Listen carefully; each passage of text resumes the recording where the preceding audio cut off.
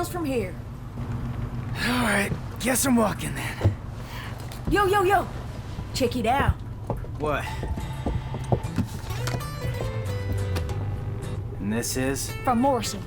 I think it's his manifesto. Welcome to New Gameplay Today. Jeff Cork's not here. I'm Leo Vader. Instead, Jeff Cork's out at Gamescom with Suriel Vasquez, who played Devil May Cry 5. And here to talk about his gameplay experience with me is Joe Juba. Hello! I can't wait to share my impressions of Suriel's gameplay experience with Devil May Cry 5. You are the biggest Devil May Cry fan currently in the office. I think that's probably true, yes. So are you jealous of Suriel for what he's done here? I really am, actually. I love this series, and I'm excited to sort of see how they're changing it. But also how they're staying the same a little bit too. And yet bringing it back to its roots. Yeah, I don't know. I mean, so like a lot of people, I actually enjoyed the Ninja Theory's DMC game, which was between Devil May Cry 4 and this one. Mm-hmm. But it rubbed some people the wrong way. And, you know, it has a different combat style. This one seems like it's definitely going back, like, you know, building on the foundation of Devil May Cry 4. And what is that to you? What does that mean? Boy, that's tricky. I think that it has to do... Part of it's just a sort of like the tactile sort of feeling of the gameplay, right? Sure. But in a certain set of moves and things. So, like, if you were to look at DMC, the Ninja Theory one, that one had a lot more focus on, like the environment was a big focus and going into limbo and things like that. Right. Alternating between your sort of light and dark weapons, and this seems to be focused a little more on the sort of bread and butter swords and guns combat approach And combo building. Yeah, but and in this case though, I think it's also important to note that we are looking at one of 3 playable characters in this game. That's right. This is Nero.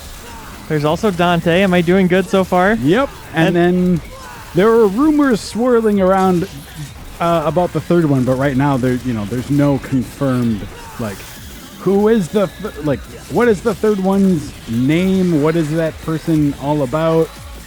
Etc. What's your fan theory? Well, it seems like his name is V, or that's how he's referred to. Okay. From V for Vendetta. Yeah, exactly. I think it's the same character. You're right on there, Lee. Got it. No, so like that's what some, you know, things seem to point to, but I don't know that Capcom has come straight out and said, like, you know, this is what that character's name is and this is what that character's combat style is. But, sure. But we did see, and we don't see it in the footage here, but in the new trailer for DMC5, they revealed that Dante is for sure playable, which again, I mean, we knew, but they showed a little bit of combat with Dante. At which point he fights with a motorcycle. Did you see this? Yes. Yeah, it's like his motorcycle is a weapon. So I'm on board with that. Just to give you a sense of how different gameplay styles might be. Right. And as a side note, if you don't know the series, motorcycles are not a bread and butter weapon that you're Nor are they using. in most series. No, exactly. So the other new thing about the combat is the way your robot arms work, right? Yeah, so Nero in Devil May Cry 4 had... his arm was called the Devil Bringer, and it was this weird sort of possessed phantom arm that would, like, bring things toward him. But then you could also grab enemies with it and, like, slam them around. He doesn't have that anymore. Instead, he has a robot arm. Right. That they call the Devil Breaker. And while it seems like he still has that ability to, like, draw enemies toward him, but it has these other, like, offensive capabilities beyond just, like, the grab and throw that the Devil Bringer had. And they're limited as a resource. You have to find them in the level. It seems like, but, like, that's to an extent. So, like, what we'll see Suriel doing here is that, like, whenever there's a little... Well, now we switch to this, like, aerial agility one. But it seems like you can use it to some degree without depleting, like a single press. Right. But if you charge it up or detonate it, then it expends one of them that you have in your inventory. But otherwise it lasts forever? It seems like you can... I think that if you get interrupted while you're using it, that can also break it, so you can't just, like, spam it all the time. You have to be a little conscious of your surroundings for it. Sure. But it doesn't seem like you're going to be going through them like candy and just like running out of them all the time. Though I do love the fact, as we're seeing right now, that when you do run out of them, you just straight up don't have an arm. Yeah, that's a good touch. So, yeah. Anyway, but Nero's using that sword is familiar. That's the Red Queen. The gun that he's using is I think it's Blue Rose. What's the name of it? I believe you. Yeah, why not? So this screen here, real quick, talks about detonating your Devil Breaker. And when do you want to do that? I don't know exactly. Let's ask Suriel. Oh. Dang it. No, He's so on the other side of the world. so he just used that electric move, but it didn't consume one of his things. Right. So you do have some sort of, capability without burning through them. But that was him detonating it. It looked like it. Yep. Looks like it. Oh yeah. The other thing Suriel mentioned in his preview, which is available on GameInformer.com, if you want to read more about what he thought of this demo, is that as the grade went up on the right there for his combo, new layers of music were being added. Yeah. So it seems like the better you play, the more awesome the music gets. Yeah. Which is, I'm okay with that. I like that idea. Yeah, it's cool. Yeah, I don't know how exactly they're going to handle the different playable characters too, because if you played Devil May Cry 4 or the special edition of that, which had added Lady and Trish and Virgil to DMC4, certain characters are designated for certain missions. So it's not like you could play Mission 1 as Nero and then play Mission 1 as Dante. Now that's how they handled it before. But so in this new one, I don't know if you're if characters are bound to certain certain story missions, or if you can sort of bring anyone anywhere. Yeah, So- certain campaigns like Resident Evil 6. Yeah, okay.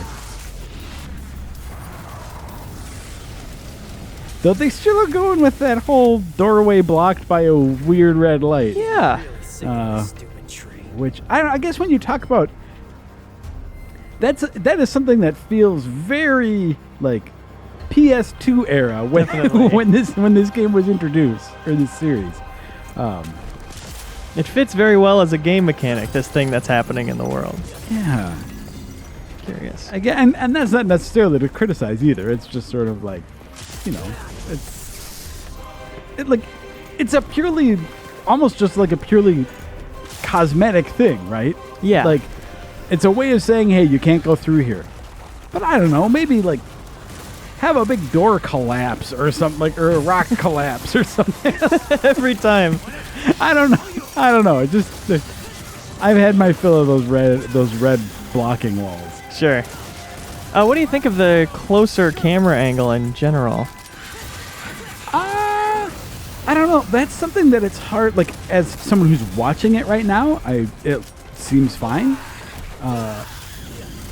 It's something that without playing, it's hard to get a more definite sense of whether or not I think that's a good move. Right now, personally, my biggest reservation about it is the idea of going with a limited ammo sort of approach for your arm, even if you're not burning through the ammo constantly. The idea of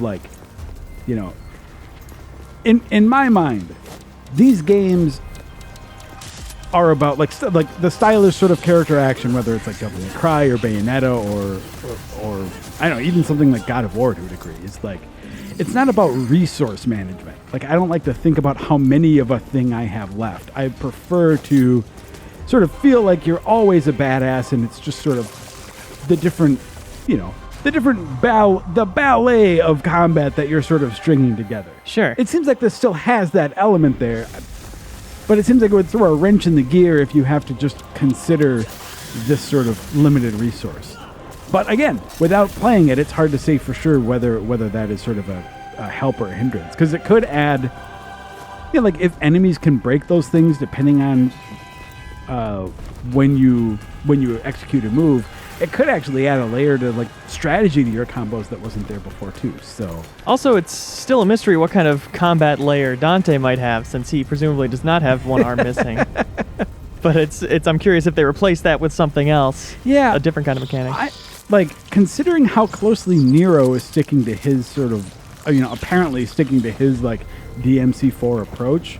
I would be surprised if they didn't do something similar with Dante, where it's like, okay, you add in a motorcycle or something as a weapon, but Yeah, different types of motorcycles, Harleys, but his special abilities. Dante's signature thing is sort of switching between different combat styles, right? Like one that's maybe more focused on like swordplay, one that's more focused on evasion, or things like that. Sure. That's how his combat usually has worked in the past, from DMC3 forward. So that is, I would guess that's probably what he's doing. I really think the big unknown is that third character, who's not, as far as I can tell, is not a familiar character in the series. So there's a lot more unknown about him, I think. Mm-hmm. Or her. I think it's him. They've shown the character. And yeah, so Nico driving around in the van. This is how you get your skills in this one, though they don't let people do it in this demo. Do you think they had a van decorated like that at Gamescom? I think that's probably a safe bet. Yeah. Did they design it to be a cheaper version of the Fortnite battle bus they can bring out at events? If so, very smart. You should write him a letter and ask. Okay. Yeah.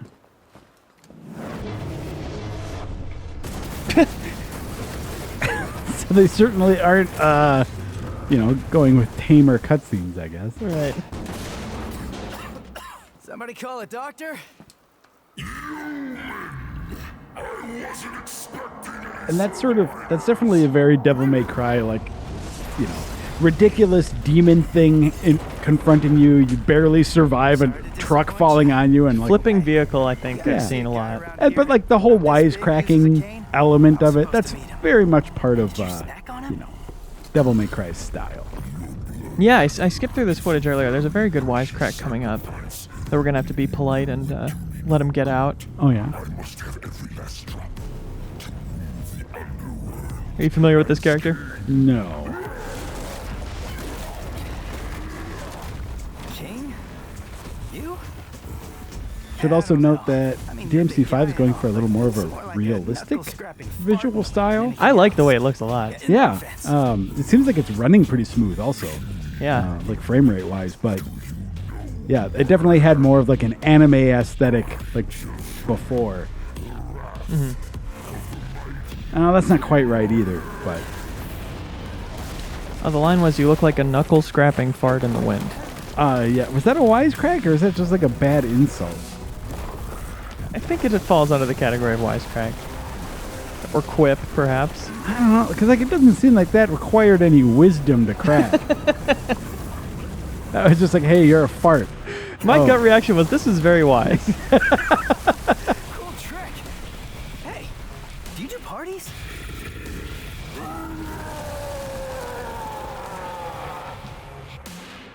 I like that monster design. Yeah. Yeah, this seems like, they definitely are going with, have pretty good size on the boss here. That's, I guess they've had bosses this big or bigger in the series before, but, I don't know, I guess it seems like they are making use of like the size and the space. It feels like, at least from watching the footage, that you're kind of maneuvering around him in a more believable way rather than just being this big chunky beast that's, you're getting hung up on under its legs or something. Yeah. I like the hovering attacks. Yeah. That's Yeah. how I would take out a boss like this in real life. Well, and in this case, you'd want to use your like devil bringer to sort of. It won't actually bring an enemy this big towards you, but it will sort of propel you towards it. So that's how you can get like, an attack in on its head or something. Sure.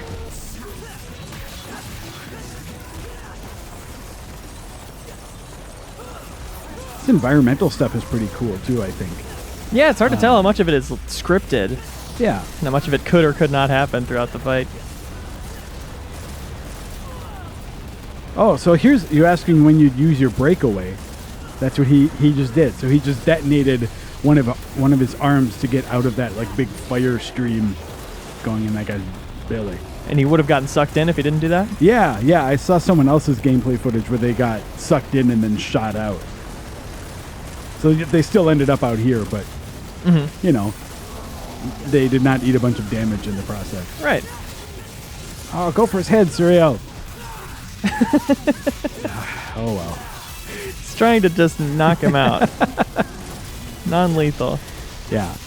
I shouldn't criticize. We've all been at that, you know, sitting at those demo booths at E3 or other conventions where it's just like, it's your first time playing the game. You don't know exactly how it's, you know, like how it's all working. There's people watching over your shoulder. Yeah, and you have limited time, right? It's like, oh God, I got an appointment in 5 minutes. I better finish this up. Yeah. Oh. Yes. He got the fist. I was waiting for it. So that health bar, I mean, obviously there's the boss health bar at the bottom. But that lock-on health bar, is that new? With the circle? No. Well, they've had... Now I'm trying to think. Am I thinking of Bayonetta instead? Maybe. I can't remember off the top of my head. Though, speaking of meters, though, they haven't talked about Devil Trigger at all yet. But there's clearly some sort of meter below Nero's health meter. Some empty slots. That's traditionally where Devil Trigger goes, so...